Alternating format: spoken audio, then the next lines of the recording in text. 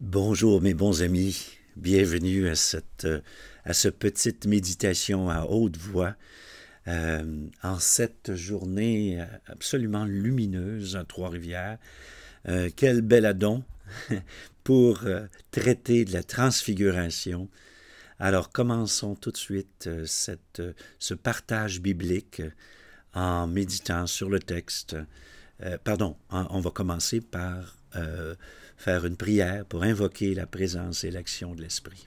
Allons-y. Seigneur Dieu, notre regard sur le monde est très coloré. Certains d'entre nous voient tout en rose, d'autres tout en bleu pâle, d'autres en gris foncé, puis d'autres ont non seulement des lunettes fumées pour se protéger, mais voient le monde seulement par la dimension sombre. Et toi, tu vois le monde comme nul ne le voit.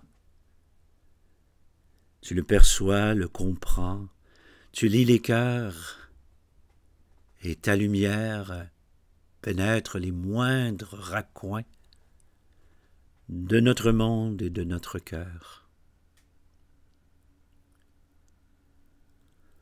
Fais-nous la grâce, ô Seigneur,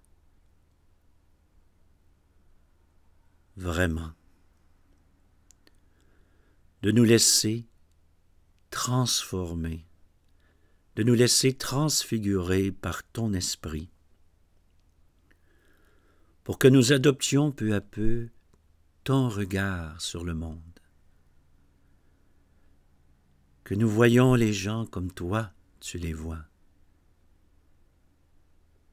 et que nous puissions les aimer comme toi, tu les aimes. Par Jésus le Christ,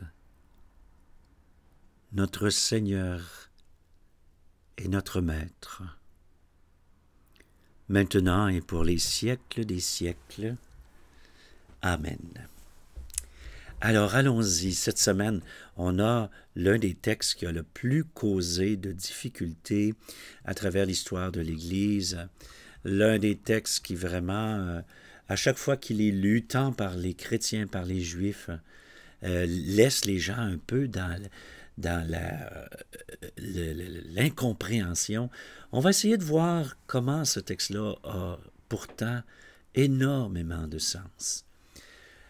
Alors, c'est le texte du sacrifice d'Isaac, chapitre 22 du livre de la Genèse, qui est proposé en ce deuxième dimanche du temps ordinaire, je crois. Voyons, comment ai-je pu dire une ânerie comme ça? Deuxième dimanche du carême. Et c'est le jour de la transfiguration. C'est le dimanche de la transfiguration pendant le carême. Et l'extrait que j'ai choisi, c'est le plus difficile.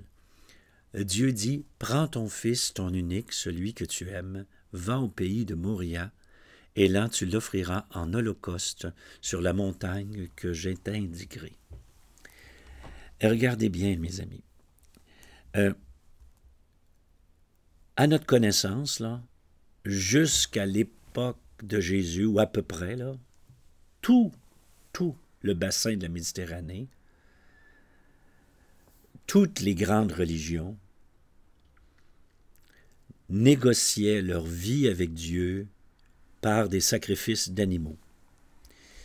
Tout le culte était orienté par le sacrifice d'animaux. À ma connaissance, je crois que c'est tous les rites. Là, pensez aux Grecs, pensez aux Romains, pensez... Bon. Il y a cette conviction que pour pouvoir entrer en dialogue avec les divinités, fallait offrir une vie. Tout le monde pensait ça. Et plus l'offrande est importante, ou plutôt, plus la demande est importante, et plus l'offrande est importante. Le texte que nous avons, il est associé à l'arrivée d'Abraham en Terre Sainte. en terre promise, qu'on appelait à l'époque Canaan. C'est-à-dire que l'autre s'y réfère en tant que Canaan. Donc, il négocie ses premières arrivées, ses premiers lieux, l'achat d'un terrain pour pouvoir enterrer sa femme, qui deviendra donc à perpétuité le terrain de descendants d'Abraham. Bref, il s'installe tranquillement en terre promise. Et la demande est énorme de pouvoir répondre, de pouvoir vivre sur une terre qui est la sienne. Il était alors nomade. Et Abraham entend l'appel de Dieu d'offrir son fils unique dans sa vieillesse, le fruit de sa vieillesse, à lui et à Sarah, l'objet même de la promesse. Alors, lorsqu'on regarde un texte comme ça, on se dit, Dieu dit à Abraham ceci. Et donc, nous, c'est normal que ça entre en choc très fort avec notre conception de Dieu, parce qu'on dit, mais voyons, Dieu ne peut pas demander à quelqu'un d'enlever la vie de quelqu'un d'autre, puisqu'on sait, par déjà les 10 commandements, mais aussi encore plus insistant par le message de Jésus, ça nous apparaît absolument impossible que Dieu ait demandé ça. Et dans un sens, vous avez raison de dire ça. Vous avez raison. Je vous explique. Moi, là, peut-être que certains d'entre vous croyez que chaque parole de la Bible sont tous directement révélées par Dieu et que les personnes qui ont mis ça par écrit sont des gens qui n'exerçaient pas leur jugement, puis là, ils mettaient ce qu'ils entendaient littéralement. Alors, il y a des gens qui croient ça, là, ce qu'on appelle des fondamentalistes, là, croient que même des mots incompris par le récepteur ont été mis par écrit. Moi, j'ai 0 foi en ça. 0. Parce que je suis convaincu, et ça, c'est pas moi seulement qui dis ça, c'est même les grands spécialistes juifs de la parole vont dire, le grand théologien du Moyen-Âge, Moshe Maïmonide, qui est un juif qui était connu de saint Thomas d'Aquin, même lui va dire, ben non, c'est pas comme ça que ça se passe. Ils vont dire, le langage que Dieu emploie, c'est pas un langage avec des mots, c'est d'esprit à esprit, c'est de cœur à cœur. La façon de raconter la rencontre avec Dieu, elle est marquée par la culture de celui qui a fait la rencontre. En d'autres mots, celui qui parle. Quand il dit « Dieu me dit », mais c'est pas littéralement mot à mot ce que Dieu a dit. Dieu n'a pas parlé dans son oreille, il a parlé dans son cœur. Mais lorsqu'il dit « Dieu me dit », c'est qu'il met en mots la rencontre qu'il a eue.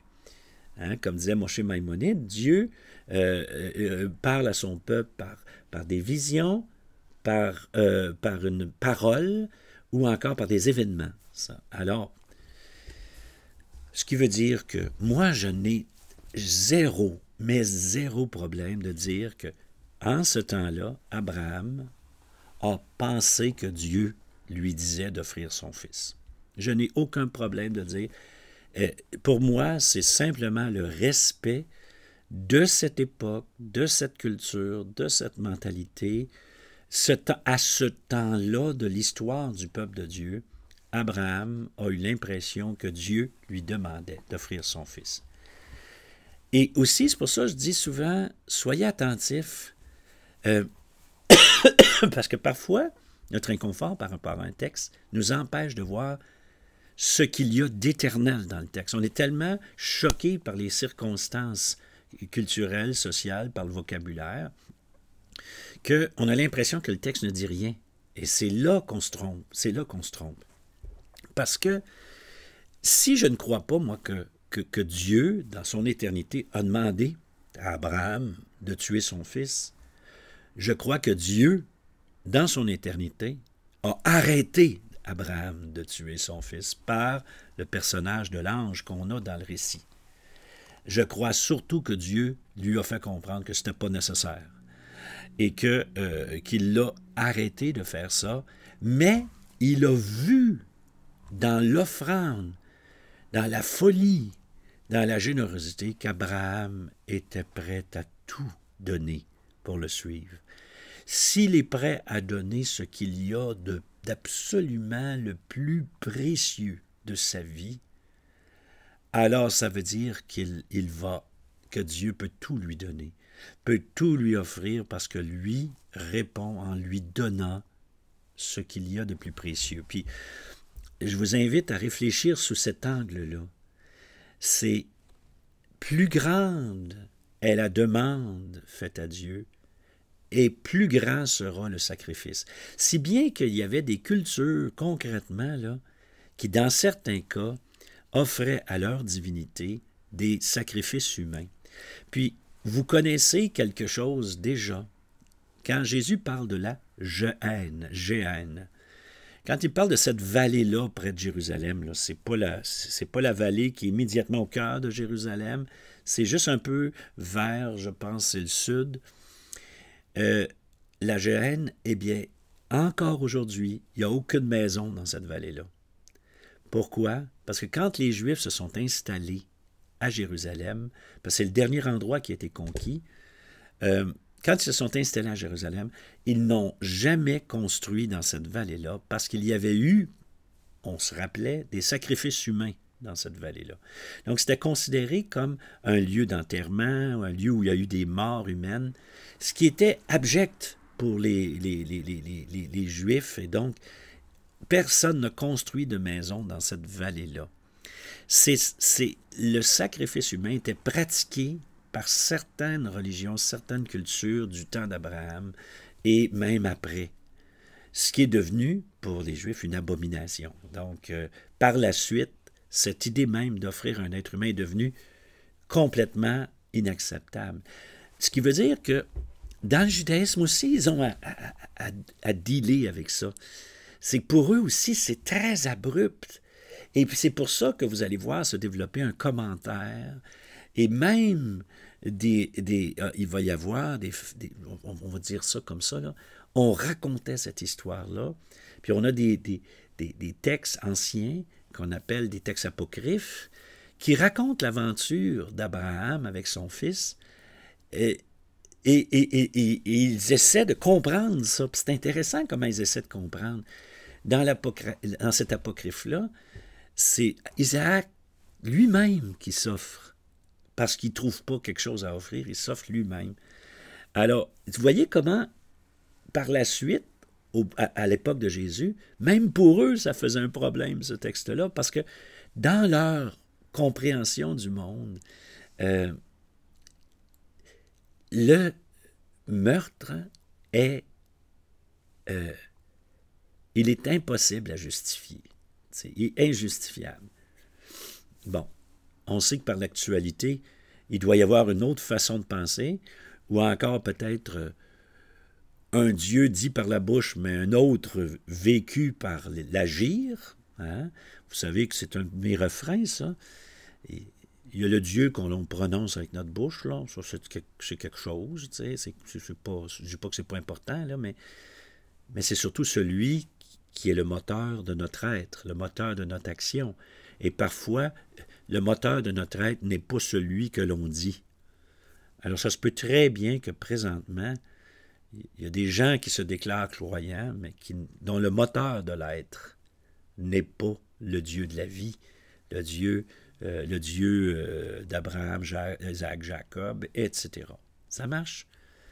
Alors, pour moi, j'ai aucune difficulté, zéro difficulté à dire, ben oui, à ce temps-là, c'est comme ça qu'Abraham avait compris l'appel de Dieu. Mais heureusement, le Seigneur est intervenu pour lui dire, ben non, c'est pas nécessaire. Je connais ton cœur, je le sais que tu es prêt à donner ce qui est le plus précieux, donc il n'y a rien qui ne te sera pas donné de la part de ton Seigneur. Voyez comment? Puis c'est à la fois respectueux du texte et respectueux de la pédagogie divine, je vais appeler ça comme ça, de notre histoire. Et moi, c'est pour ça que je tiens tant à cette idée de bien situer un texte dans son contexte culturel et historique, parce que c'est à ce moment-là, à mon avis, qu'on comprend en quoi il y a une partie du texte qui est limitée par le temps, mais en quoi il y a véritablement de l'universel dans le texte. C'est mieux il est situé dans le temps et dans la culture et dans l'histoire, pour moi, et mieux je peux dégager et comprendre ce qu'il y a dans ce texte-là d'universel. Puis vous allez voir que les textes qui suivent vont tous dans cette direction-là, tous. Fait que j'imagine que la lecture du sacrifice d'Isaac que je fais et que d'autres font ne doit pas être si mauvaise que ça. Ceci dit, dans le psaume, le psalmiste, donc qui est dans nos Bibles, dans nos lectionnaires le 115, mais qui est dans nos Bibles, on va mettre 116, la deuxième partie, là. Vous avez je crois, je parlerai, moi qui ai beaucoup souffert. Il en coûte au Seigneur de voir mourir les siens. Ça confirme ce que je viens de vous dire, là. C'est qu'en fait, l'intervention divine, c'est de ne pas laisser Abraham faire ça. Ne suis-je pas, Seigneur, ton serviteur, moi dont tu brisas les chaînes? Je t'offrirai ce sacrifice d'action de grâce, j'invoquerai le nom du Seigneur. Dans ce psaume-là, l'être souffrant se questionne en disant, mais Seigneur, est-ce que je t'ai pas tout donné? Comment ça se fait que des souffrances m'arrivent alors que je te suis, tu sais? Et ça, c'est l'une des plus grandes méprises, à mon avis. Il y en a plusieurs, mais moi, je trouve que c'en est une des plus grandes. C'est comme si le croyant était exempté de toute épreuve parce qu'il est avec le Seigneur. Or, moi, c'est exactement l'opposé que je pense. C'est que, en fait, l'épreuve va faire partie de la vie. Puis il y en a qui le vivent en croyant, puis il y en a qui les vivent en non-croyant. Alors, est-ce que tu les vis sans Dieu? C'est ton choix. Est-ce que tu les vis en compagnie de Dieu? Ça peut être aussi ton choix, voyez?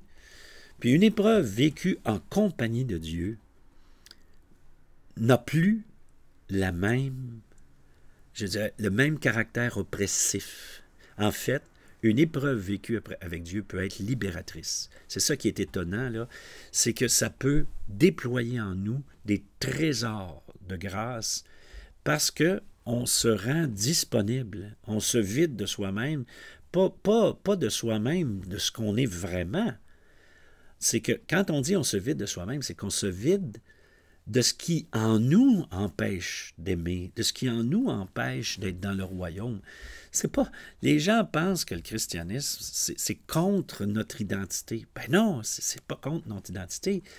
C'est un combat qu'il y a entre une partie de nous-mêmes superficielle puis une partie de nous-mêmes qui est profonde, ce que l'on est vraiment, et c'est là que l'on est vraiment, mais c'est là aussi que l'on est heureux. Très souvent, on dit « ça c'est moi, ça », mais on parle d'un moi périphérique, d'un moi superficiel, puis un moi qui nous empêche carrément d'être épanouis puis d'être heureux. On est souvent pris dans des esclavages modernes qui nous rendent malheureux, on est blasé, puis on ne sent pas qu'on est vivant intérieurement, vous savez. Il faut faire très attention, c'est pas ton toi, c'est pas ce que tu es vraiment. Moi, je suis convaincu que ce que nous sommes vraiment, c'est quand on marche avec Dieu qu'on le découvre. Puis qu'on est beaucoup plus beau, en fait, que t'es bon, t'es fin, t'es capable. Là. Pour moi, ça, c'est complètement périphérique. Tu essaies de te convaincre que t'es bon, puis t'es fin, puis t'es capable. Peut-être que tu vas réussir à le force de le dire. Mais pourquoi tu te laisserais pas dire, tu sais? Pourquoi tu laisserais pas le Seigneur te le dire que t'es beau à ses yeux, que t'es belle à ses yeux, que pour lui, tu vaux le don de sa vie. Je veux dire, c'est impossible d'avoir plus belle lettre d'amour que ça. C'est impossible. Voyons, arrêtez-moi ça. Là, tu peux bien essayer de te convaincre jusqu'à demain que tu es aimé, mais tu as le droit de laisser Dieu te le dire, que tu es aimé aussi. Puis faire cette rencontre-là qui est guérissante, qui est libérante, qui est la rencontre de Dieu. Alors, moi, c'est ça, des fois, j'en ai à dire. Des fois, je suis un petit peu critique, avec un sourire n'empêche, là, tu sais. De tous ces slogans.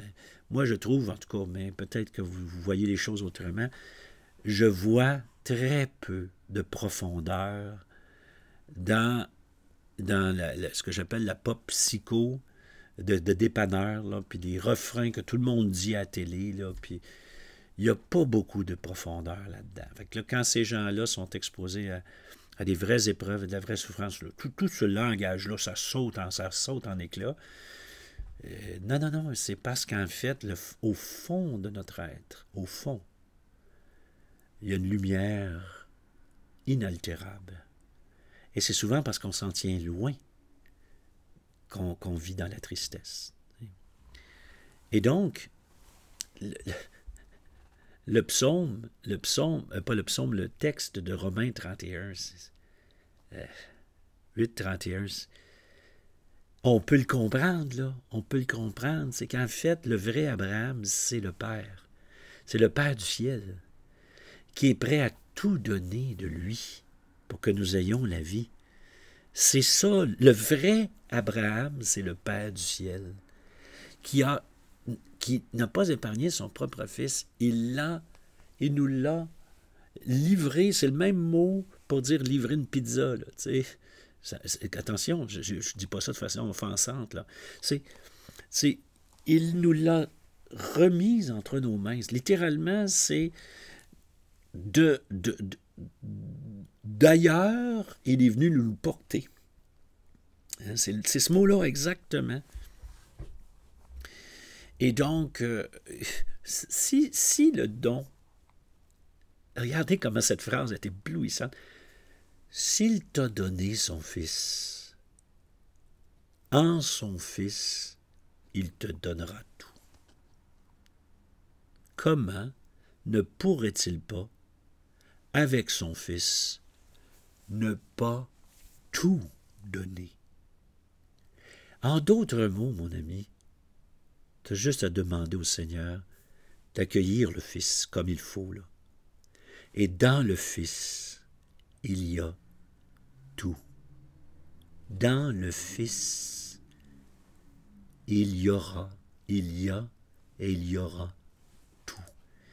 Et c'est ce qui amenait Saint François à dire au Christ, « Mon Seigneur et mon tout ». Tout est dit. C'est ce qui faisait que Saint François disait, il disait, « Il n'y a rien d'autre à désirer que d'avoir l'Esprit de Dieu et sa sainte opération. » Il n'y a rien d'autre à désirer que d'accueillir l'Esprit en nous, puis de le laisser nous transformer. Tout le reste est secondaire. Mais ça c'est vrai. Donc, désirer avoir l'Esprit de Dieu, désirer accueillir le Fils, tout le reste devient pâle à côté de ça. Puis quand on accueille le Fils, en même temps, on se reçoit comme fille, comme fils. C'est qu'on hérite du lien filial entre Jésus et nous. Puis, c'est vrai, absolument vrai. Moi, j'ai aucune résistance à dire que c'est vrai que Dieu n'est pas le Père n'est pas un mâle, un Père. Mais c'est notre origine, qui est aussi le sens du mot « Ave ». Tu sais, le mot « Père », c'est aussi notre origine. Donc, quand on reçoit le Fils dans l'Esprit, quand on reçoit le Fils dans l'Esprit, on hérite de cette relation filiale extraordinaire. Tu n'as pas besoin de te convaincre que tu es bon, tu es fin, tu es capable. Tu as juste à dire à Dieu, tu as juste à laisser à Dieu le temps de te le dire. Puis quand il te dit, c'est une parole transformante, c'est une parole qui te transfigure. Il n'y a rien qui ne transforme autant que de se laisser aimer, puis d'apprendre à aimer en retour. Il n'y a rien qui vaut ça. Fait que, oui, c'est tout bien là, de prendre soin de soi. Oui, c'est vrai que c'est bien d'être attentif à qui l'on est, à ce que l'on est, puis tout ça. Ça, c'est des bonnes choses. Mais ce n'est rien comparé à l'amour et à la libération qu'est cette relation filiale avec le Père. Parce que là, dans cette relation filiale, nous devenons totalement nous-mêmes. Et nous serons devant Dieu, nous le verrons tel qu'il est, parce que nous serons devenus tels que nous sommes appelés à être. Hein? Et c'est comme ça qu'on se retrouve avec le texte de la Transfiguration. Voyez-vous, c'est de là qu'elle vient, ce texte de la Transfiguration. Celui-ci est mon Fils bien-aimé, en qui j'ai mis tout mon amour. Tu n'as pas besoin de désirer quoi que ce soit. Alors, si c'est lui, là, mon Fils bien-aimé, si vraiment c'est Jésus, le Fils bien-aimé, écoute-le. La conséquence, c'est qu'il n'y a rien qui remplace sa parole. Il n'y a rien qui peut remplacer son être reçu, accueilli, célébré en toi. Tout le reste est second. Tout le reste est second. C'est vrai que nous sommes pécheurs, absolument vrai. Puis très souvent, dans le monde moderne, il n'y a plus de péché, on peut plus faire c'est tellement faux, ça n'a aucun bon sens. Comment c'est faux? Des manques d'amour, on en a constamment. Des fermetures, c'est comme ça. Des manques de charité, des manques d'amour, c'est constant en nous.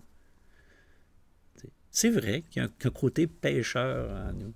Mais ce qui est encore plus vrai, c'est que nous sommes aimés. C'est encore plus vrai, ça, que notre être pécheur. C'est plus profond. C'est Dieu voit le pécheur, mais il voit surtout sa fille et son fils en nous. Alors, il n'y a rien qui peut nous séparer de l'amour de Dieu, qui est justement la suite de Romains 8. Là. Rien ne nous séparera de l'amour de Dieu.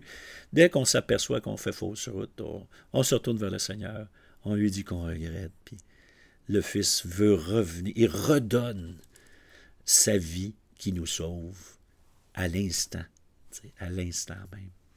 Et ce qui veut dire que quand j'accueille le Fils et que je le vois, lorsque je l'accueille, que je le laisse illuminer mon cœur, ben je deviens à mon tour capable de le voir tel qu'il est. C'est une œuvre transfiguratrice, c'est une œuvre transformante que celle qu'il a commencée en nous et qui va se poursuivre jusqu'en vie éternelle. Cette lumière qui vient jaillir en nous permet de voir le monde tel qu'il est.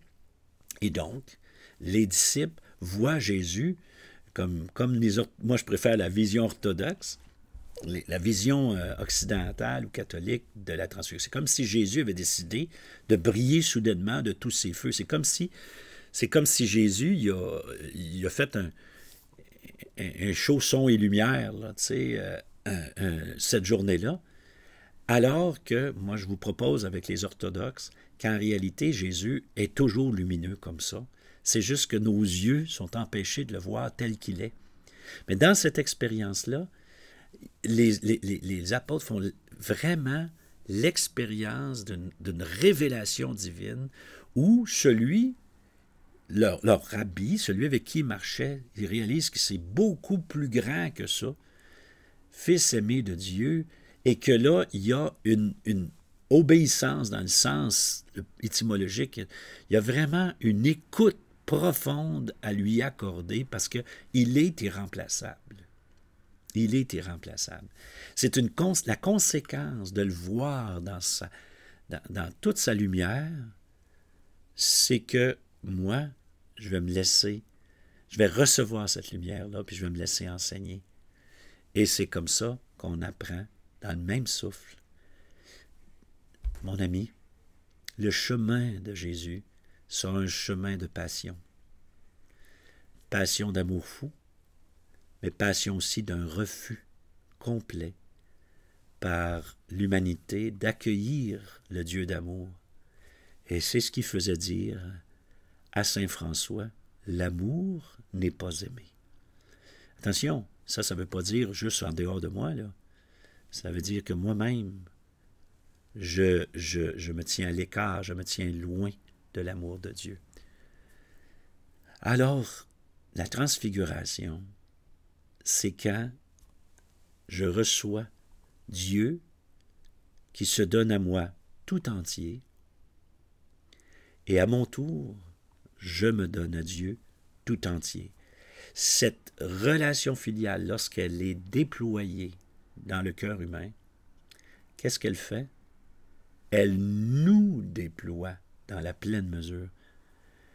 Plus tu creuseras ta relation filiale avec Dieu, plus tu deviendras toi-même, plus tu seras lumineux à ton tour. Amen.